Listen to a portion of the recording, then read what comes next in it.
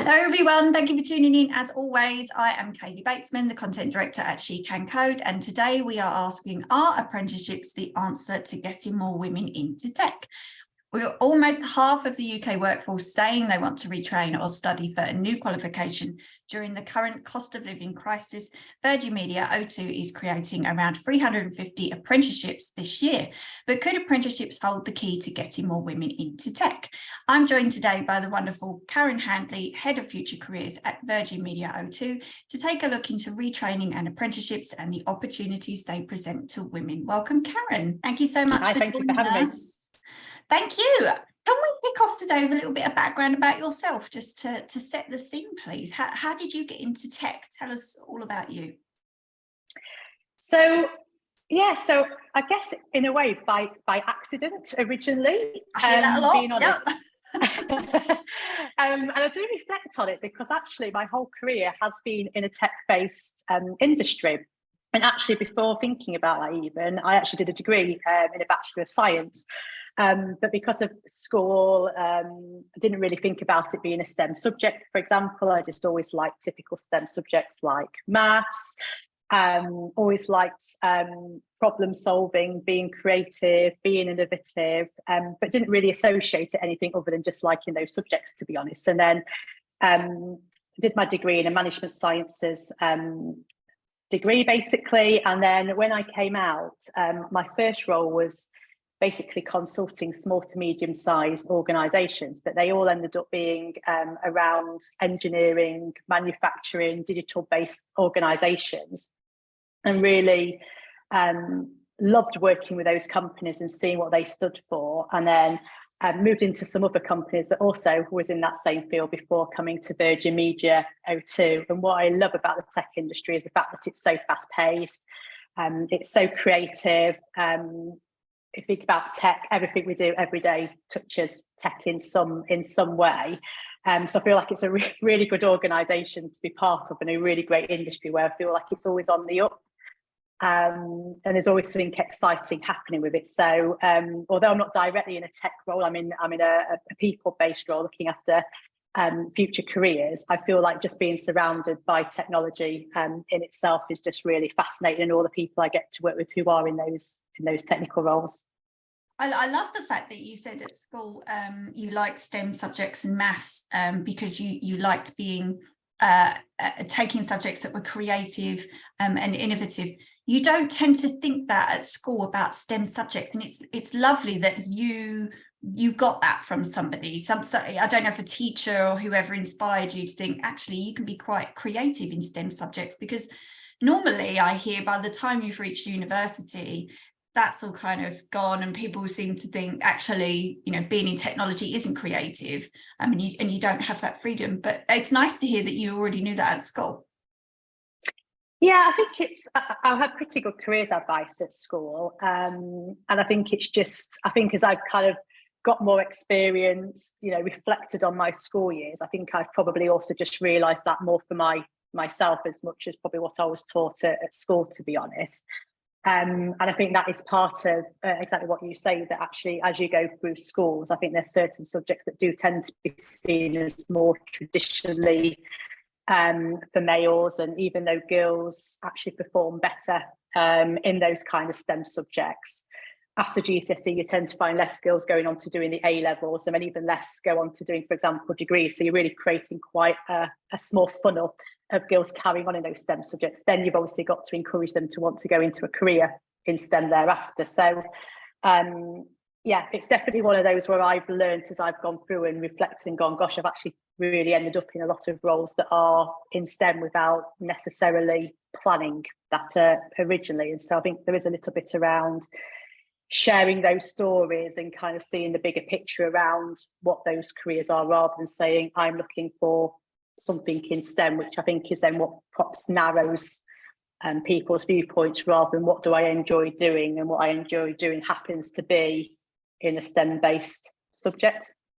Yes, definitely. Yes, because we have that people have that misconception about technology in the tech sector. And as you say, if you just narrow down the things that you like doing, then actually a lot of them tend to align with the technology sector. You mentioned working in a fast-paced sector, creative, innovative, and actually all of those things just align with working in tech when but actually people outside of the tech industry don't always know that, which is a shame. Today's conversation, we're going to be talking a little bit about retraining and apprenticeships. So I wanted to kick off with, why do you think so many people are looking to retrain at the moment?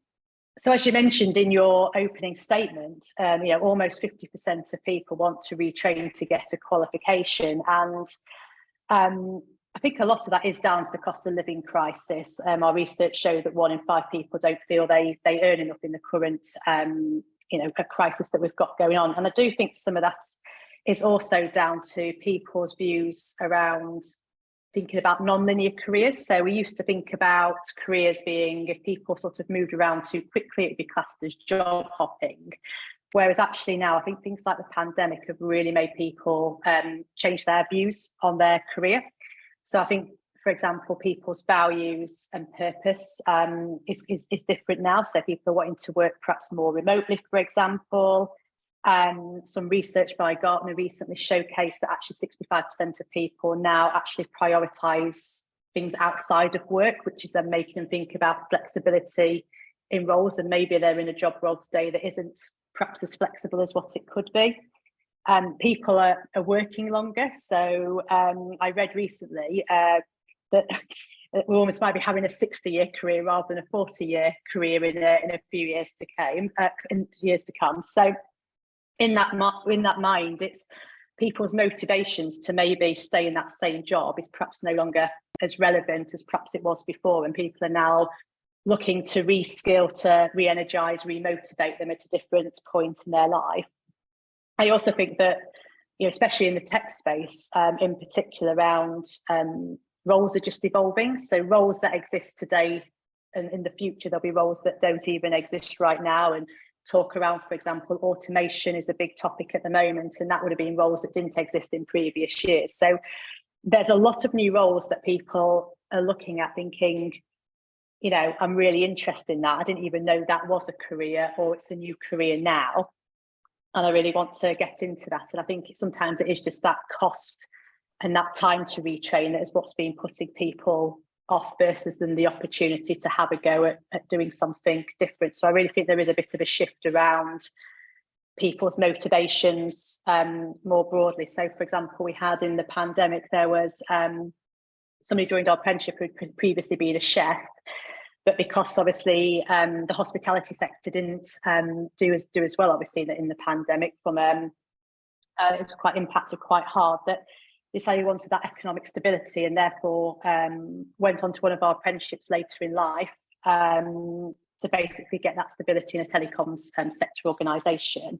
And then we've had other examples where someone has taken a career break because they've gone and had some children, and then they've kind of wanted to rebuild some existing skills, and the apprenticeship has been a great way to do that. So it's lots of different reasons why we're finding people are undertaking apprenticeships as a way to retrain when they do recognise it's something that they want to now do.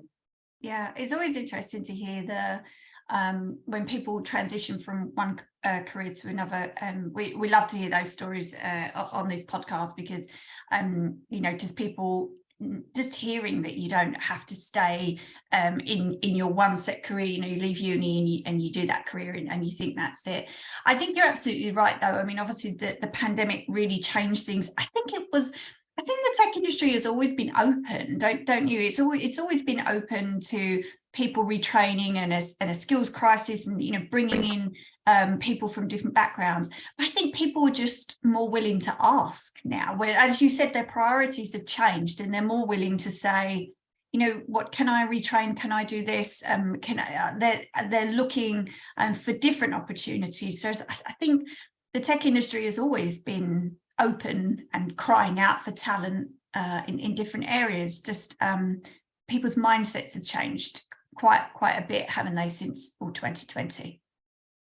Completely agree. I think people as well are more, like you say, aware of perhaps their own motivations now, no matter what the industry, to be honest. And I think it's having government funded initiatives such as apprenticeships and returnerships, for example, that is what now making people think that actually this is possible for me to actually do. So we found that about 28% from a recent research report we did said that they just didn't have the time to retrain, and 23% saw the cost as a barrier. But the advantage of apprenticeships is that they're fully funded development programs by the government. So they're a great way to actually retrain without that individual cost that's done in work time, as opposed to your own time when you've perhaps got, you know, maybe children, or you've got caring responsibilities, or you simply just haven't got the time to do that studying that you previously saw as a barrier.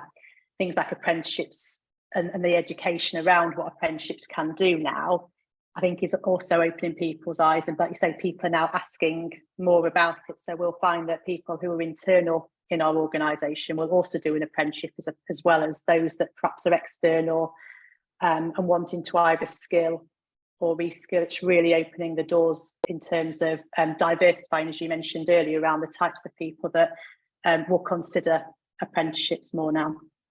Because it's quite a gamble, isn't it, as well? If you're thinking, say you're, later in life and you want to retrain, it might not be an option for you to think, as you said, the time and the cost of, retraining to do something else. It's quite a gamble if you took a very expensive 12-week boot camp and at the end of it, actually, you didn't get a job at the end of it, and you didn't have any experience of actually working within that company, and it was just a complete waste of money. It's such a gamble for some people, whereas an apprenticeship is, it kind of builds that bridge for you, and hopefully with the aim of getting a job at the end. But it's just a little bit more. It's just there's more of a draw, isn't there, with an apprenticeship? Yeah, definitely. And I think it links a little bit to the stigmas of apprenticeships, that to your point around that, I suppose, that job security at the end. So our recent research found that 60% of people think an apprenticeship won't guarantee you a job at the end. At Virgin Media O2, we offer permanent contracts. Our view is that if we're spending all that time investing, so an apprenticeship can be anything between about 12 months and 4 years, dependent on the type of apprenticeship, that we're building people's skills in, that are relevant and up to date. And so we want to keep those skills, because we're seeing it as a long-term investment in the organisation. But that's the benefit of those apprenticeships, that it is a structured development programme, where people then, they're undertaking a role in something that they're wanting to retrain in, but they're also getting the benefit of that real up-to-date learning all at the same time.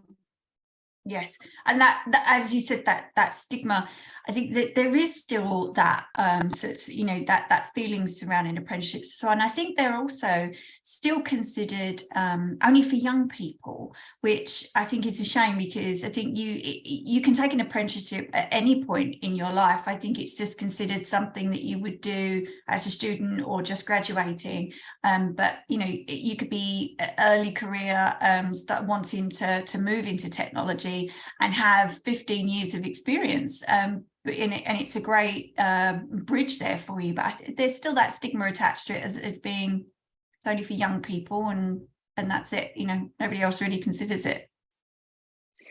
I agree. There's quite a few stigmas, and that is definitely one of them. And it's such a shame these stigmas still exist, to be honest.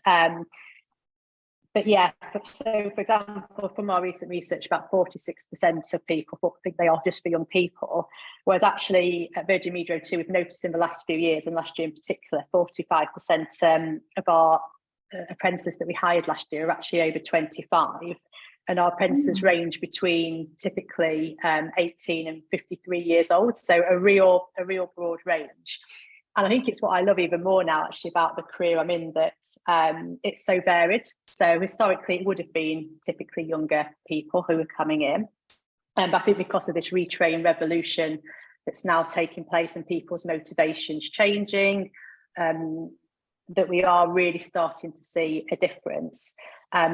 but the young people is definitely a stigma. The job security is definitely a stigma. I think the salary is also a stigma, which I think can also link to some of that retrain piece. So there's often a view that it's minimum wage, for example, in apprenticeship roles, whereas our apprenticeships, for example, range from 20,400 up to a £30,000 starting salary, and some of those highest ones are in our real digital kind of areas like cybersecurity, DevOps, those kind of roles. So they're really good salaries that people just may not realise is the case, and there's progression on top of that. So our apprentices can be landing from £40,000 upwards for some of our roles after just 18 months, which is compared to, say, other roles without an apprenticeship, maybe a quicker progression.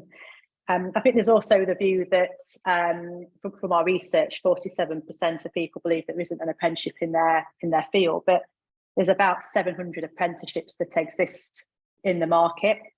We tend to offer between about 25 and 30. We've been running since 2008. We've been brought in over 2,600 individuals, and we've done a vast range of apprenticeships, including things like data science, analytics, project management, digital and tech solutions, as well as some other non-digital kind of based careers. And I think there's also that stigma around people believing that you can only do an apprenticeship if you haven't got a qualification. It's only for people that didn't do particularly well at school, where again with this retrain piece, someone may have not done very well at school, for example, and had the 15 years experience you've mentioned and do it.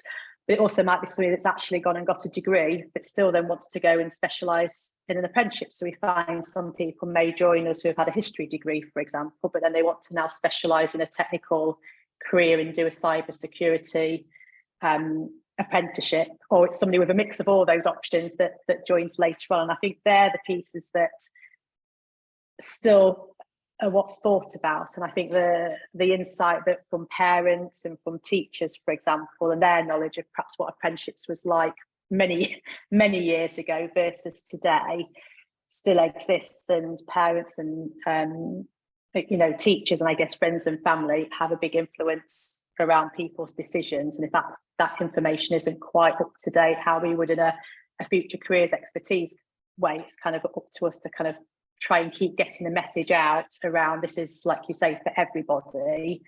And we want to level the playing field. So for us, it's all about people's potential versus what qualifications, how many years experience they've previously had to do an apprenticeship with us.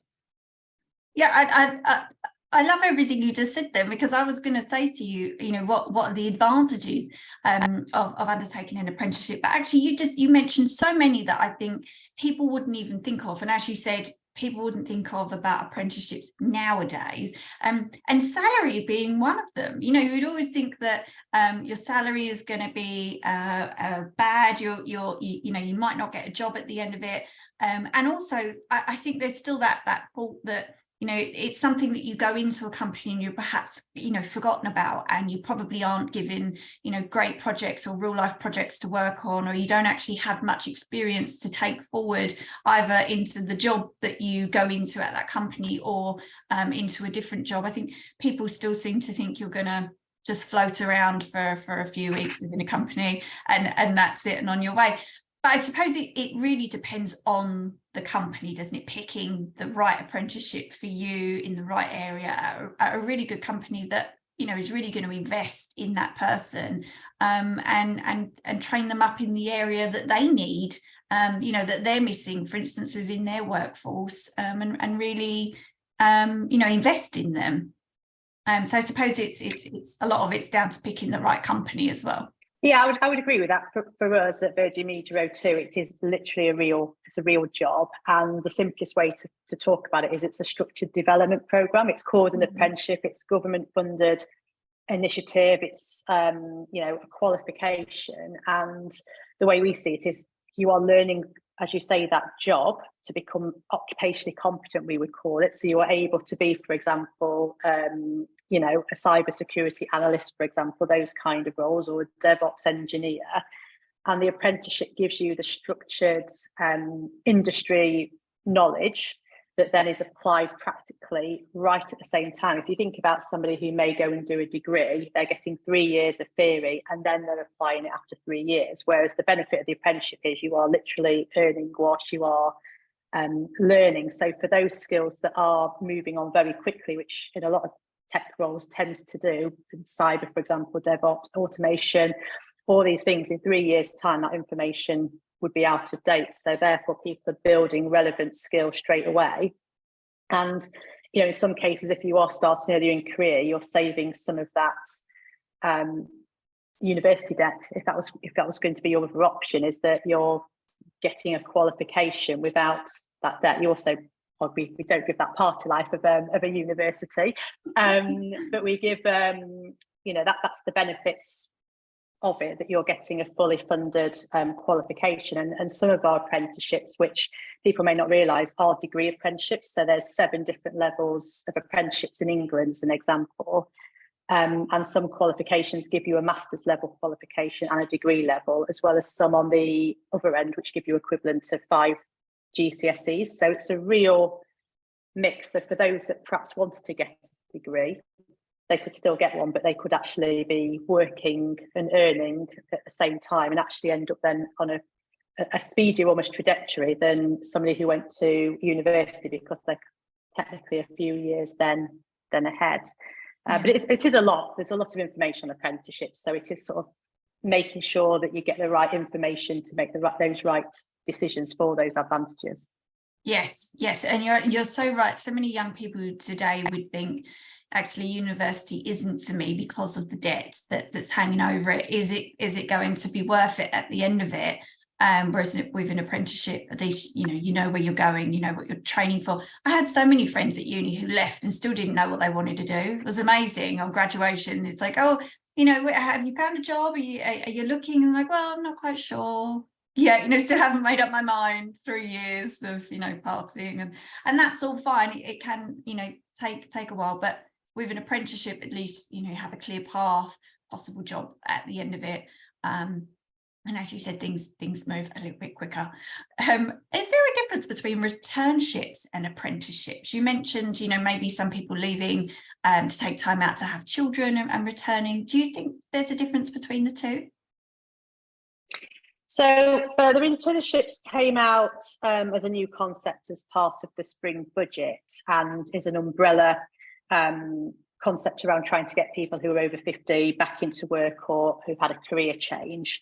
And they cover apprenticeships, skill boot camps, and work-based academies. So apprenticeships is just one part of the umbrella. The difference is that apprenticeships, you can go on from any age, from the age of 16, that's the minimum to go on to apprenticeship, but there's no upper age limit, whereas returnerships is aimed specifically at an over 50 community, and that's where the funding is. But they both have benefits. Apprenticeships is just a little bit broader, and I guess that's where the benefit of the retraining piece has come in, because without having an upper age limit, it now means that has opened up the doors for more people wanting to do them, and they all provide the benefits from basically giving a bit more diversity. So by having these kind of initiatives, it's helping us to, you know, open up opportunities for people that may otherwise not have felt they would have had an equal chance of getting into those roles.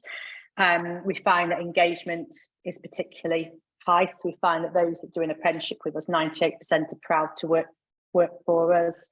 93% engagement. So these sort of very driven initiatives around getting people the skills they need has proven to have benefits to a business, as well as the individuals gaining those benefits as well. But they're a great concept to help people by having some funding attached to them. Yes, definitely. And you know, and the idea of returnships as well, and you saying, you know, they're for people perhaps that have taken a career break and come back in. I've spoken to quite a few ladies on the podcast about this, and those ladies always feel you know, that they go through their training and they retrain, and then they said it's always very strange going into work knowing that you're starting something new but you're not a junior, and it's like they almost forget that you have all of those skills that you pick up in work along the way that might not necessarily be all of the new skills you've learned for your tech role, but you're streets ahead because you've been in work 15-20 years already, and all of those soft skills that you picked up and just surviving in the world of work you already have. So things like returnships and apprenticeships and retraining, it's just bridging that gap for those ladies that are transitioning into a new skill set, that they already know what they're doing in the world of work. So I think they almost forget that and think I'm just a junior again.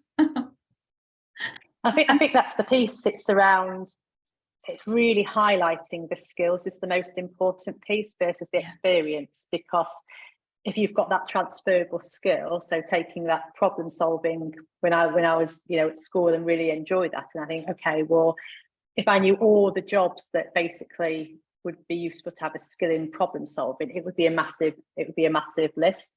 And I think that's the piece, that no matter what your age is, if you've got those transferable skills and that potential, which we then build very heavily into our recruitment process, that's all that really matters then, because how we sort of see it is the rest you can be taught, like the knowledge in a subject that you haven't previously had, say cyber. Well, that's where the apprenticeship structured development comes in. But if you've got that mindset already around being, say, creative or a problem solver, or you like working with numbers, for example, and we've got those bits up front, we can work with that then to kind of top up, so to speak, that then skills into then the knowledge and experience that's required.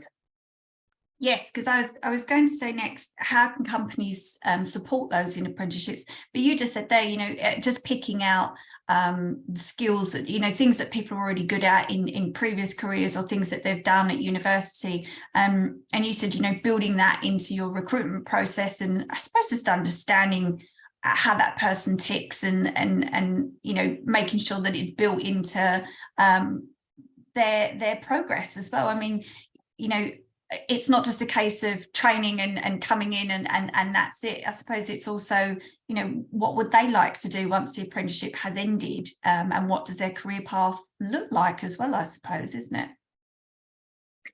Yeah, I think the support is really important. So for us, it is about showcasing what that development is going to be up front. So when someone is deciding whether they want to go for an apprenticeship, they really understand what's involved. We have a really detailed recruitment process that purely focuses on potential. So, for example, we don't ask for CVs and work experience.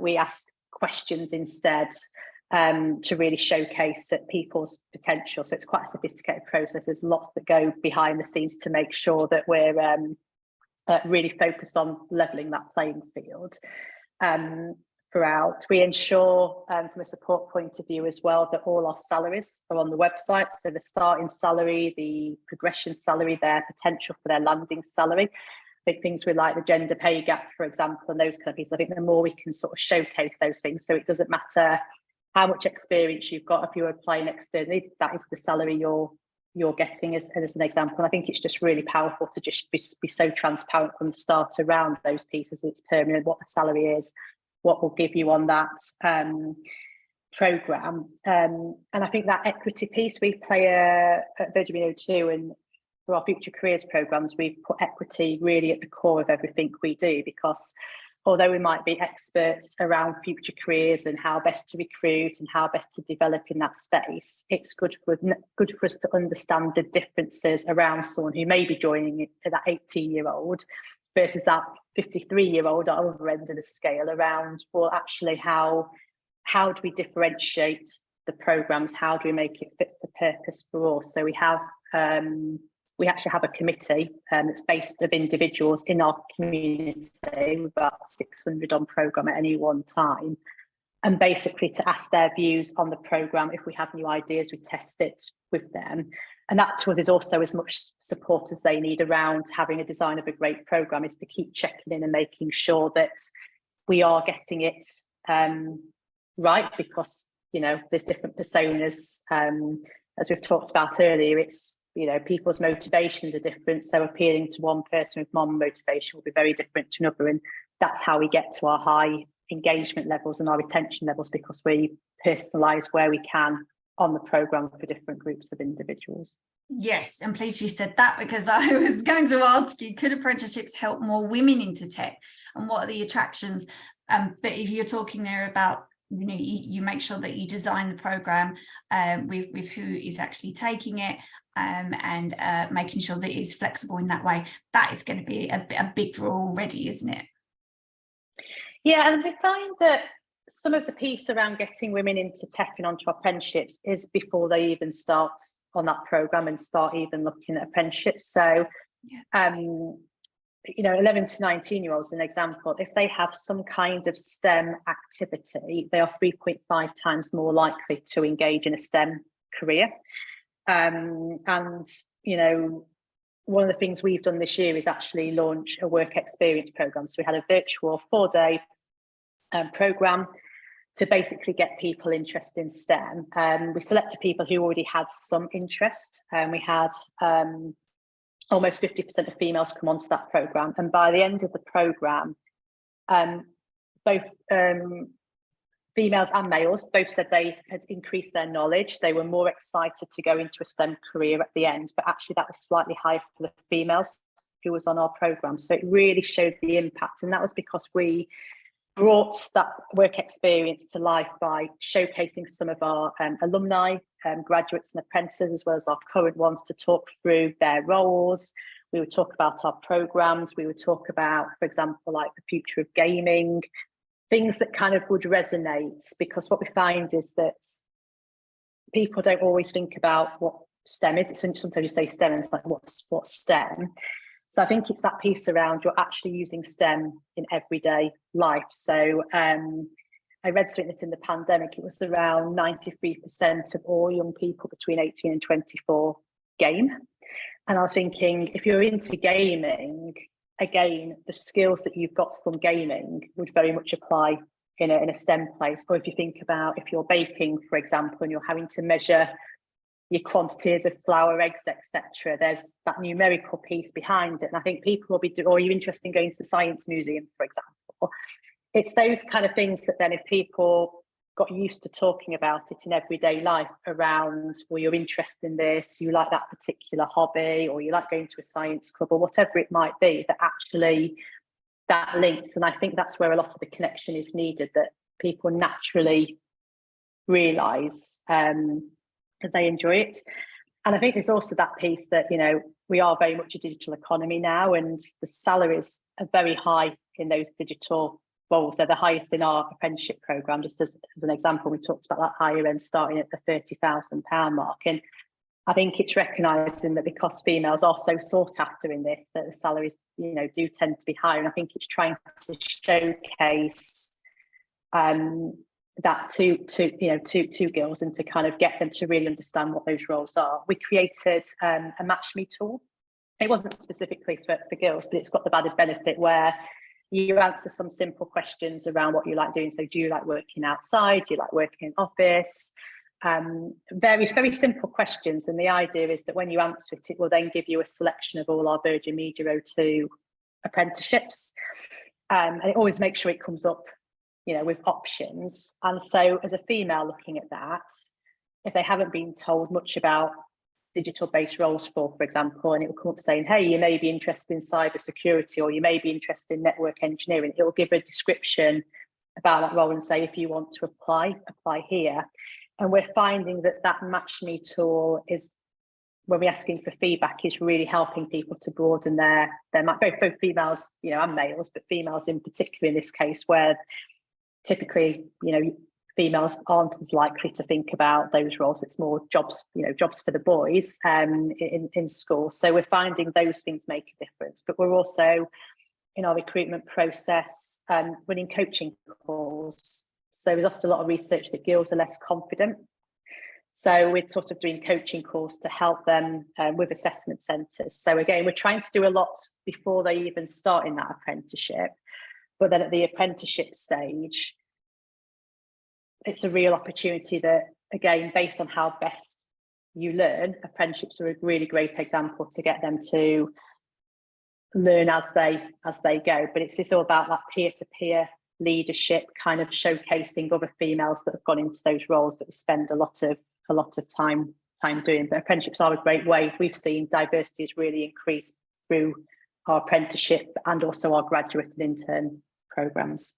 Amazing. I love the fact that you try and tie it back into just every day, because you're absolutely right. I think people on the outside of tech don't realise, as you said, you use it every day, you use it absolutely everywhere, and they don't quite make that connection with, you know, what your job will actually be like, and how that translates into helping people and real life impact. And it's bizarre that people don't make that connection. I think when you work in tech and you look around a little bit more, you notice and you start to think, even if I don't understand how things work under the bonnet, I'm there in the supermarket, looking at how payments are taken and looking at the names that are, on the machines when I go and get my ticket at the train station, and I think, oh, so-and-so is running, that payment process. But you suddenly become more aware of, all of the things around you